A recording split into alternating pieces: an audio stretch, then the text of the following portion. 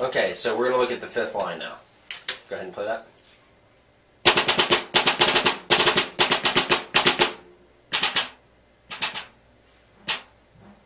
Okay, let's stop with that, because that's like almost a complete thought right there. I felt like you played that great. You had a good mezzo forte, you played the rhythms correctly, especially as you get towards the second measure where you have the pianissimo and you have the diminuendo.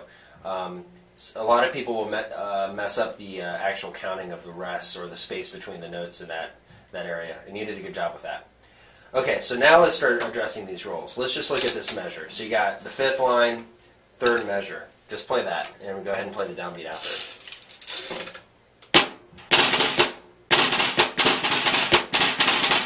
Okay. You know, you could play it that way, but you're playing your rolls kind of slow, so they're a little beady, right? They're a little choppy. Right. So what you can do is double it up. Just double the speed of those rolls. So basically what you did, but right-handed, fill it in with the spaces.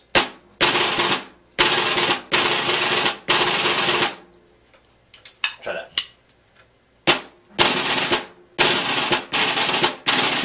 Almost.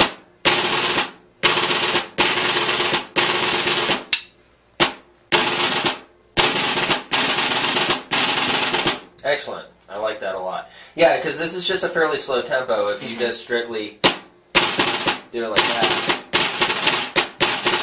You know, it's a little choppy. Okay. Now there's no accents in any of these rolls, but I always do like to start in my rolls with a slight, what I might call an agogic accent, which is not like really an accent I'm playing to be heard as an accent, but really just to make the beginning and the ending of the roll sound clear. So I'm not starting my rolls like this. I'm kind of pushing into it a little bit. And I'm ending strong. You know, so it's committing to the roll and committing to the end of the roll.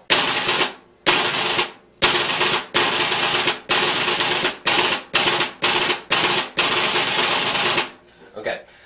Good. All right, let's look at the next line. 1, 2, 3, 4, 5, 6. Line 6. This is a pretty interesting line. I'll just let you play it and we'll talk about it.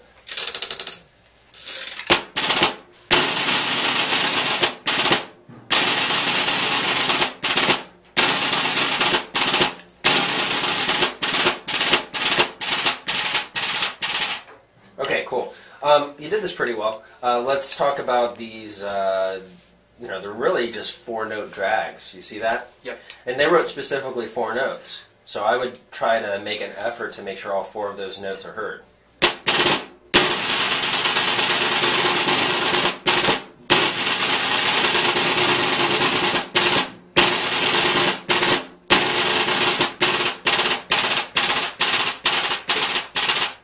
Okay? So, you probably accent the end of those rolls a little more than I just did.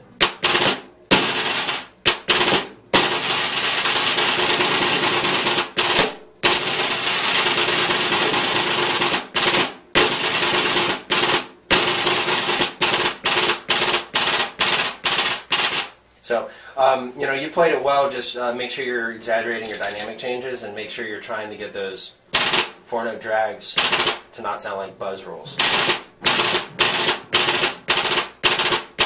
Try to make that clear when you play it. Okay, next line. 1, 2, 3, 4, 5, 6, 7. Line 7. It's the line that had the grand pause at the end. So let's just have you play that.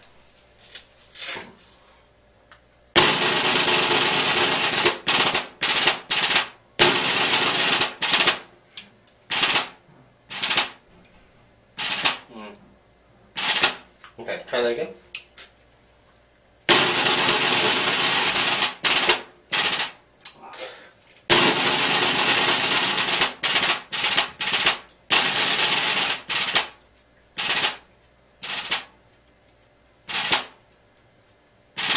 Okay, so you just watch the timing on the end of that. Yep. So you got...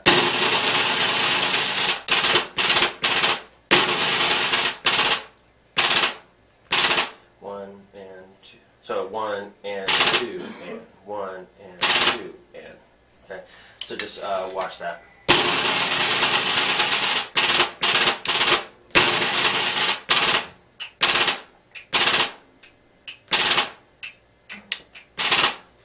And then you have a grand pause, which means you just pause forever and ever and ever until you decide to play again, because it's a grand pause.